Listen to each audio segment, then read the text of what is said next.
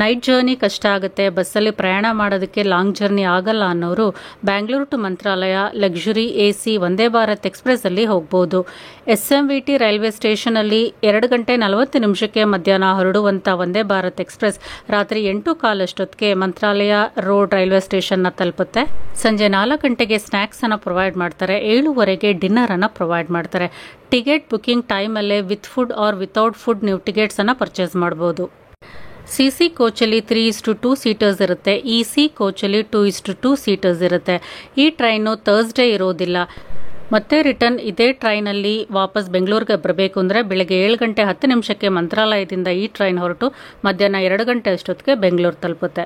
Return train ಫ್ರೈಡೇಸು ಇರೋದಿಲ್ಲ, ನೋಡಿಕೊಂಡು book ಮಾಡ್ಕೊಳ್ಳಿ. ಪ್ರೈಸಸ್ ಜಾಸ್ತಿ ಅಂತ ಅನ್ಸಿದ್ರೆ ಒನ್ ಸೈಡ್ ವಂದೇ ಭಾರತಲ್ಲಿ ಹೋಗಿ return bus or regular trains ಅಲ್ಲಿ ಬರ್ಬೋದು. ಟಿಕೆಟ್ಸ್ IRTC ವೆಬ್ಸೈಟ್ ಅಲ್ಲಿ ಬುಕ್ ಮಾಡ್ಕೋಬಹುದು ಅಥವಾ ರೈಲ್ವೆ ಸ್ಟೇಷನ್ ಅಲ್ಲೇ ಮಾಡ್ಕೋಬಹುದು.